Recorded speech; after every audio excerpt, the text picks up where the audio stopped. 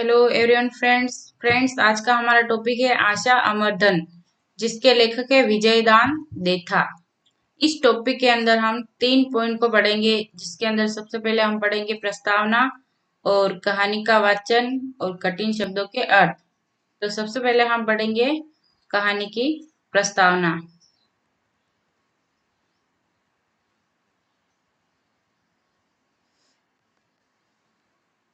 आशा अमरधन राजस्थान के रेतीले क्षेत्र मारवाड़ के गरीब किसान परिवार की कहानी है। एक किसान बनिए से कर्ज लेकर कुआं खोदने की हिम्मत करता है, लेकिन अकाल पड़ गया और उसकी पत्नी की मृत्यु भी। किसान के परिजन उसका नाता करवा देते हैं और उसके दोनों अबोध बच्चों के लिए सौतेली माँ आ जाती हैं। इधर हालात ऐसे कि साल भर इंतजार करते करते आखिर पति पत्नी मालवा जाने का मानस बनाते हैं, अकाल से बचने के लिए। सौतेली माँ प्रस्ताव रखती हैं कि दोनों बच्चों की यही मार मूर कर खिसक जाते हैं, यानी दोनों बच्चों को यही मार देते हैं और फिर अपन चले जाते हैं तो ठीक रहेगा। पिता इस प्रस्ताव से बोचक रह जाता है, यानी कि आश्चर्यचकित रह जाते हैं कि ये क्या कह रही है। और समझौता यह होता है कि दोनों बच्चों को घर में बंद कर चले जाएं, ताकि हत्या का पाप भी न लगे और छुटकारा भी मिल जाए। वे मालवा चले जाते हैं। बहन भाई को यह दिलासा देकर कि मजदूरी पर जाते हैं, सांझ ढलते ही आ जाएंगे। भूख लगे तो सोगरे राब खा लेना। मालवा में साल भर बिताने के बाद वर्षा ऋतु का आगमन होता है। बादल ऐसे बरसे बरसे कि कुछ मत पूछो। इधर पीछे भाई बहन से पूछता है, माँ और बापू कब आएंगे? बहन का उत्तर है सांझ। साज तो बहन से पूछता है और माँ बापू कब आएंगे? तो बहन का उत्तर है साँझ तो उनके आने पर ही होगी, उनके आए बिना भला साँझ कैसे हो सकती है। बिज्जी लिखते हैं और उस झोपड़ी में पूरे बरस तक साँझ पड़ी ही नहीं। उन बच्चों का अडिग विश्वास था कि साँझ पड़ती तो उनके माँ बाप जरूर आते। दोनों पति पत्नी घर लौटे।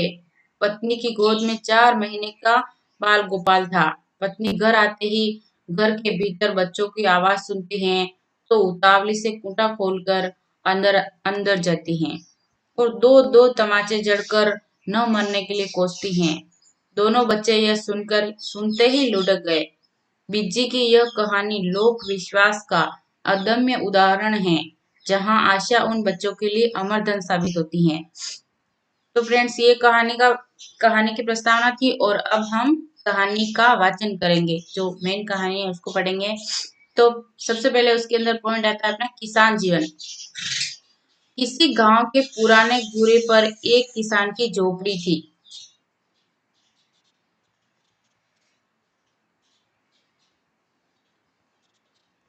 60-65 बीघा मगरेटी पथरीली जमीन मारवाड़ में बादलों के भरोसे पानी की बजाय दूसरे तीसरे बरस कुर्रा या अकाल तो निश्चित टपकते हैं।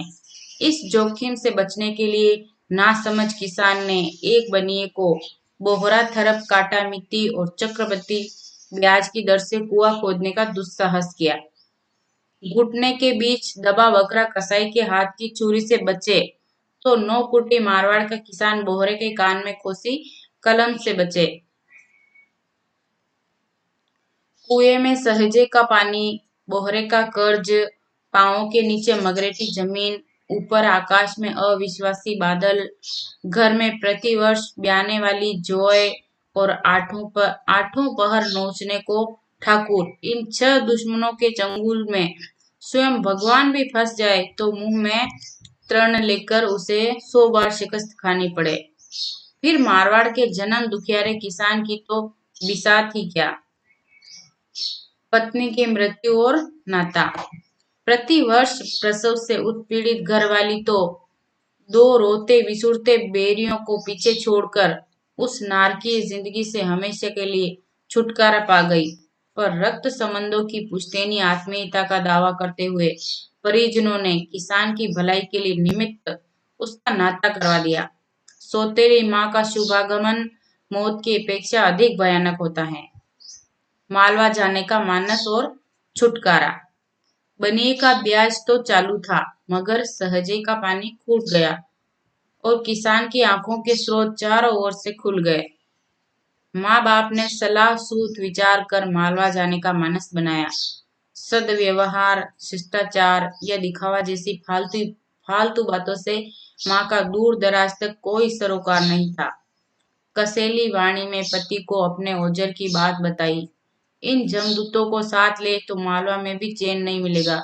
इन्हें यही मार मूर कर खिसक जाए तो ठीक रहेगा। जो दोनों पति पत्नी हैं तो मालवा जाने की सोच रहे हैं। यहाँ पर बहुत अकाल पड़ गया तो वो दोनों सोच रहे हैं कि ये जो दो बच्चे हैं पहली वाली औरत के, तो इन दोनों को मार देते हैं और फिर हम जाते हैं।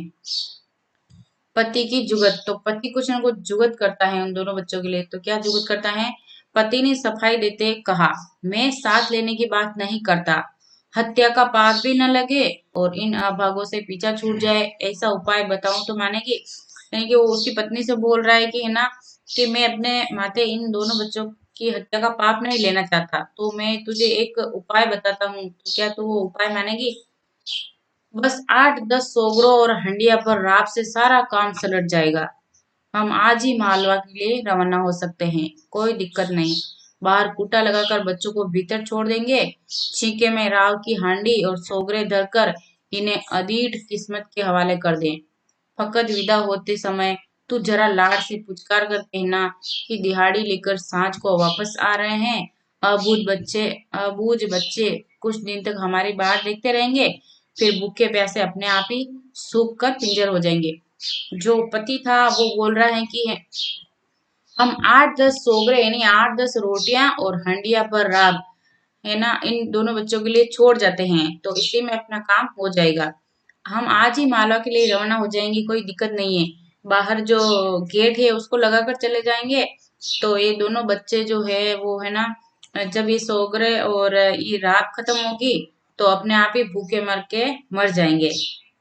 तो फिर आगे क्या होता है? माँ का दुलार। तो पति बोलता है कि तू बस है ना, इन दोनों बच्चों को बस थोड़ा प्यार से बोल दे कि हम कहीं काम पर जा रहे हैं और आएंगे तो तुम्हारे लिए खिलौने वगैरह लेकर आएंगे, इससे बस प्यार से बोल दे। तो माँ का दुलार वो कैसे बात करती है उन दोनों बच्चों से? होशियार घरवाली ने पति के मन की बात ताड़ ली। उसका मन रखने की नीयत से दोनों बच्चों का माथा सहलाया, गालों पर चुम्मे दिए। चाशनी की नाई मीठे स्वर में मुस्कुराती बोली, मेरे सयाने बच्चों, तुम आपस में लड़ना नहीं, रूठना नहीं, एक दूजे से प्रेम करना। हम मजदूरी करके सांझ की वेला वापस आ रहे हैं। तुम्हारे लिए दो झुंझुने लाएंगे यानी खिलौने लाएंगे। खूब खेलना रमना। छींके में राव और सोगरे पड़े हैं, भूख लगी तो खा लेना। टिमची पर टिमची पर पानी की मटकी भरी है, प्यास लगे तो पी लेना। मेरे राज दुलारो, अब हम जाए। जो सौतेली माँ है उसने ऐसे नाटक किया बच्चों को मतलब प्यार से बोलने का।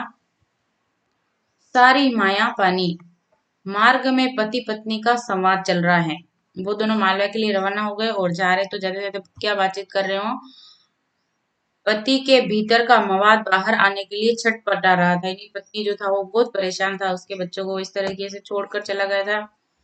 लेकिन परिणाम के भय से तमाम शरीर में सिहरन दौड़ गई। अधेर मन की बात संवारते बोला, अपनी अथक मेहनत से खोदा कुआं छोड़ने पर टीस उठती ही है। यानी उसने इतनी मेहनत से बच्चों को पाला है तो उसके मन में दुख हो रहा है। पत्नी ने राहत की सांस ली, विमुख भाव से कहा, अब कहीं मन को चैन मिला।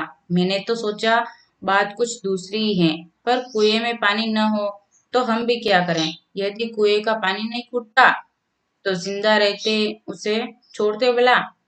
लाचारी जो न कराए थोड़ा है, कुएं में पानी न हो तो उसमें धमाक देने से रहे। जाने अनजाने ही पिता की दुखती रग छिड़ गई। कहने लगा, हाँ यह बात तो तेरी एकदम सही है। इस संसार में सारी माया पानी की ही है। बस पानी को तो पानी की माँ ने ही जना है। मरना अच्छा, पर भगवान किसी का पानी नहीं फुटाए। अकाल पड़ गया था इसलिए वो लोग ऐसी बातें कर रहे थे। कबूतर जैसा कमजोर दिल। और यूं चलते चलते आकाश में चारों ओर सांझ गिर आई। यानी शाम का टाइम हो गया। बातें करते करते एक गहरे घुमेर बरगद की छांव में दोनों विश्राम करने के लिए बैठ गए। वो दोनों पति पत्नी जो बरगद की छांव में दोनों विश्राम करने के लिए बैठ गए। पश्चिम दिशा में हल्के सिंदूरी रंग की लाली फैल रही थी। पिता ने अनमने भाव से पूछा, बच्चे अपनी बाट जो रहे होंगे। जो उन बच्चों का पिता था वो बोल रहा था कि बच्चे ना जो सांझ हो गई थी तो वो बोल रहा है कि वो बच्चों के बारे में सोच रहा है कि अपने बच्चे बाट जो रहे होंगे हमारी अपनी। रात का अंधेरा छाने पर वे जरूर रोएंगे, चिल्लाएंगे। कोई दयावंत उनकी पुकार सुनकर उन्हें अपने घर ले जाए तो कितना उम्दा काम है। यानी कि जो पिता है वो अपने बच्चों को छोड़कर चला गया तो वो सोच रहा है कि शाम पड़ गई है, अब है ना बच्चे बाहर जो रहे होंगे, अंधेरे में रोएंगे और चिल्लाएंगे, तो कोई दयावान कोई आदमी आए वहां पे और उनको ले जाए तो कितना अच्छा रहे। पत्नी को हल्का सा झटका लगा, मानो माथे पर किसी ढीठ ततैया ने डंक मार दिया। यानी उसकी पत्नी को बहुत बुरा लगा उसने ऐसा बोला तो। क्षण भर के लिए वह तिलमिला उठी, फिर एक गहरा उच्छ्वास कर तिक्त वाणी में कहने लगी, इतनी दूर आने पर भी तुम्हारे मन में वही कसकसाहट टीस रही है। ऐसा ही स्नेह उमड़ रहा तो वापस लौट जाओ, अभी तो कुछ नहीं बिगड़ा। उसकी पत्नी को गुस्सा आ गया और उसने बोला कि तुम इतने दूर आ गए तो भी उन्हीं बच्चों के बारे में सोच रहे हो, और ऐसा है तो तुम वापस चले जाओ, अभी कुछ नहीं बिगड़ा है। पति ने गर्दन हिलाते सफाई देनी चाहिए। वापस लौटने की बात मैंने कब कही, पर मन में बच्चों का बिछोह कहीं न कहीं साल रहा है। हिम्मत रखने की बहुत कोशिश करता हूँ, फिर भी याद फड़फड़ाए बिना नहीं रहती। वो जो पति है वो सफाई देने के लिए बोल रहा है, उसकी पत्नी का मन रखने के लिए बोल रहा है कि मैं ना वापस जाने की बात कब कर रहा हूँ, मैं तो बहुत कोशिश कर रहा हूँ हिम्मत रखने की, लेकिन याद तो आ ही जाती है। यह तो फकत तुम्हारे मन की कमजोरी है। अंगुलियों के कटके निकालते पत्नी बोली, ऐसा कमजोर दिल तो कबूतर का भी नहीं होता। उसकी पत्नी बोल रही कि ऐसा कमजोर दिल तो कबूतर का भी नहीं होता। सांझ कब ढलेगी? उधर बच्चों की झोपड़ी में गोधूली का उदास सिमटने लगा तो अटपटी वाणी में भाई ने पूछा, यानी एक लड़का और एक लड़की थी, भाई और बहन बहन थे दोनों। तो वो जो छोटा बच्चा था भाई, उसने बोला कि सांस ढलने में अब कितनी देर है, माँ बापू कब आएंगे? वो जो बच्चे हैं वो घर पे बातें कर रहे हैं कि ना कि अंधेरा होने लग गया है और सांस ढलने वाली है, तो पापा और मम्मी कब आएंगे? तो वो बहन है वो बोलती है, भाई को आश्वस्त करने के लिए बहन पुचकार कर बोली, सांझ तो उनके आने पर ही होगी, उनके आए बिना भला सांझ कैसे हो सकती है? वो जो लड़की थी वो थोड़ी सी बड़ी थी उस बच्चे से, छोटे बच्चे से, तो वो उसको समझा रही है बच्चे को, उसके भाई को, कि ना सांझ तो अपने पापा मम्मी के आने पर ही होगी, वो नहीं आए हैं तो सांझ कैसे हो सकती है, वो आएंगे तभी सांझ होगी। आधी रात ढलने पर उसने फिर पूछा, क्या साझ हो गई? जो छोटा बच्चा है वो आधी रात ढल गई, फिर उसके बाद में उसने वापस पूछा उसकी बहन से कि क्या साझ हो गई? तो बहन ने उसे थपथपाते कहने लगी, साझ पड़ती तो माँ बाबू नहीं आ जाते, अभी साझ होने में काफी देर है। वो बहन उसको समझा रही कि साझ होती तो पापा मम्मी आ जाते, अभी साझ होने में काफी देर है। और उस झोपड़ी में पूरे बरस तक सांझ पड़ी ही नहीं। यानी कि ऐसे बच्चे जो हैं ऐसी बातें करते करते पूरा साल बीत गया। उन बच्चों का अड़िग विश्वास था कि सांझ पड़ती तो उनके माँ बाप जरूर आते। उन बच्चों को विश्वास था कि जब सांझ हो जाती तो उनके पापा मम्मी जरूर आते, लेकिन ऐसा नहीं हुआ। पापा मम्मी नहीं आए तो कहते हैं कि सांझ भी नहीं हुई। तो एक बरस बाद यानी एक साल के बाद में क्या होता है, पूरे एक बरस के उपरांत ऋतुओं का प्रत्यावर्तन संपन्न हुआ। यानी कि एक साल बीत गया तो जो आकाश में बादल गरजने लगे, यानी कि बरसात आने का टाइम हो गया। सावन भादों के दौरान काले कजरारे बादल धरती पर ऐसे बरसे कि कुछ मत पूछो, मानो समंदर ही उलट पड़ा हो। दोनों पति पत्नी छलकते मन से अपने गांव लौट रहे थे। यानी कि अकाल पड़ रहा था, इसी कारण वो बाहर गए थे मालवा, और अब है ना दूसरा साल आ गया, नया साल आ गया, तो उसमें बरसात हो गई बहुत ज्यादा, तो वो दोनों वापस आ जाते हैं। बादलों के पानी का परस पाते ही धरती तो जैसे मुंह बोलने लगी। पत्नी की गोद में 4 महीनों का नन्हा बाल गोपाल था। आकाश के बादलों में मीठा पालर पानी था। यानी कि जो आकाश के अंदर पालर पानी था, और उस औरत की गोद में एक छोटा बच्चा था। अपने कुएं की बाढ़ के पास आते ही जब माँ की गोद में ऊँगता बच्चा रोया, तो उसका रिरियाना सुनकर बाप की आंखों में आंसू छलक आए। वह रूंधे गले से बोला, तेरा दिल बहुत मजबूत है और मैं बेहद डरपोक हूँ। अब तो वे दोनों सूख कर कंगाल हो गए होंगे। जो पिता था उन दोनों बच्चों का, तो वो है ना मन ही मन बहुत दुख हो गया, उसका है ना गला रूठ गया। वो सोच रहा है, जैसे ही वो छोटा बच्चा रोया उस औरत की गोद में, तो वो जो पति था वो उसके आंखों में आंसू आ गए। और वो उसकी पत्नी को बोलता है कि तेरा दिल ना बहुत मजबूत है और मैं ना बहुत बेहद डरपोक हूँ। जो मेरे दोनों बच्चे थे वो अब तो सूख कर कंकाल हो गए होंगे, जिनके मर गए होंगे, सूख गए होंगे। पहले तू झोपड़ी में जाकर उन्हें बाहर फेंकना, मुझसे नहीं फेंके जाएंगे।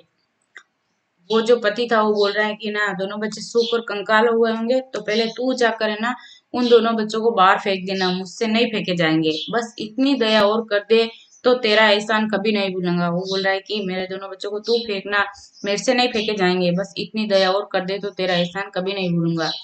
झोपड़ी के भीतर जब वो दोनों पति पत्नी घर पे आ गए, तो झोपड़ी के भीतर का क्या दृश्य है हम उसके बारे में पढ़ेंगे। पत्नी तेज तेज कदमों से और पति से रथित झोपड़ी के झोपड़ी के भीतर का दृश्य। पत्नी तेज तेज कदमों से और पति सिरते धूसते पांवों से झोपड़ी के पास पहुंचे, तो उन्हें भीतर कुछ फुसफुसाहट सुनाई दी। कानों पर यकायक भरोसा नहीं हुआ। बाहर का खूंटा जस का तस लगा हुआ था। आंखों पर अभरोसा भी कैसे करें, कहीं भूत पलितों की लीला तो नहीं। माँ कच्ची दीवार से कान सटाकर सुनने लगी। सचमुच झोपड़ी के भीतर किसी बच्चे की आवाज सुनाई दी। माँ बाबू क्यों नहीं आए? क्या अब तक सांझ नहीं हुई? जो बच्चे थे वो अभी तक यही बातें कर रहे थे 1 साल के बाद भी, कि ना माँ बापू क्यों नहीं आए, क्या अभी तक सांझ नहीं हुई। बच्ची ने लाड से दुलारते ढांढस बंधाया, मेरे लाडले वीर, अभी सांझ कहीं हुई। सांझ होती तो माँ बापू वापस आते नहीं क्या? तू थोड़ी हिम्मत रख, वे हमारे लिए 2 झुंझुनू लाएंगे। सांझ हो गई। माँ ने उतावली से कूटा खोला। खड़खड़ाहट सुनकर दोनों भाई बहन खुशी में तालियां बजाते हुए नाचने लगे। सांझ हो गई, सांझ हो गई। माँ बापू आए, हमारे लिए झुंझुनू लाए। पर झुंझुनों के बदले उनके गालों पर दो दो तमाचे इनायत हुए। रोष के मारे वह दांत पीसते बोली, दुष्ट हरामजादो, तुम अभी तक जीवित हो, मरे नहीं। तुम शैतानों से तो मौत भी बिदकती है। माँ का इतना कहना हुआ कि दोनों बच्चे चक्कर गिन्नी खाकर अधेड़ नीचे लुढ़क पड़े। माँ का विकराल रूप देखकर मौत ने उन्हें तुरंत गले लगा लिया। बाप ने पागल की नाई उन्हें खूब झिझोड़ा, तब भी उनकी आंखें नहीं खुली, मानो विश्व जगत के समूचे आलोक आलोक को वे अपने भीतर लील रही हो। यानी कि जो दोनों बच्चे थे, उनकी माँ ने जैसे ही कूटा खोला तो देखा कि वो दोनों जिंदा थे और नाचने लगे और बोल रहे थे कि माँ बापू आ गए, झुंझुने यानी खिलौने लाए हमारे लिए। तो जो उनकी माँ थी सौतेली माँ, उसको बहुत गुस्सा आया और तो उसने ना उन दोनों बच्चों के दो दो तमाचे यानी चांटे रख दिए। तो है ना, और वो बच्चे वहीं, वैसे तो वो पूरे साल से भूखे थे और 2 चांटे मारे तो वो दोनों ही नीचे गिर गए चक्कर खा के और मर गए दोनों। तो उनका जो बाप था उसने ना बच्चों को बहुत झंझेड़ा कि उठो उठो, क्या हुआ तुमको? तो उन्होंने आंखें नहीं खोली। तो फ्रेंड्स, यही हमारी कहानी थी पूरी आशा अमरदनम। और इस कहानी में जो कठिन शब्द आए थे उनके अर्थ पढ़ लेते हैं अपन। जो घूरा आया था, घूरा का मतलब होता है कचरे का ढेर। वीर का मतलब होता है भाई। खूट जाना का मतलब होता है समाप्त हो जाना। ओजर की बात का मतलब होता है मन की बात। निरावस्त का मतलब होता है नग्न। अकर्म का मतलब होता है दुष्कर्म। अनैतिक कार्य और निर्मम का मतलब होता है ममताहीन। उन्मान का मतलब होता है समान। नैसर्गिक यानी सहज, प्राकृतिक। ओसाल का मतलब होता है पाठशाला, स्कूल। मुरोवत यानी शील, संकोच। ऊंटा यानी अर्गला, आडू। ताबेदार यानी आज्ञा पालक। कर्कशा यानी कर्कशा, खराब स्वभाव वाली। मगज यानी दिमाग, मस्तिष्क। अदीठ यानी दृष्टि के पीछे से। थोलो यानी दुत्कार। 9 खूंटी मारवाड़ का मतलब होता है 9 दिशाओं वाला मारवाड़। तो फ्रेंड्स, यही थी हमारी कहानी आशा अमरदनम, जो विजयदान दिथा जी ने लिखी है। बहुत ही मार्मिक कहानी है। और अगर आपको ये कहानी समझ में आ गई हो और ये वीडियो अच्छा लगा हो तो वीडियो को लाइक कीजिए और चैनल को एक बार सब्सक्राइब जरूर कर दीजिए। और आपके किसी भी दोस्त के सिलेबस में ये कहानी है तो उनको भी शेयर कीजिए। धन्यवाद।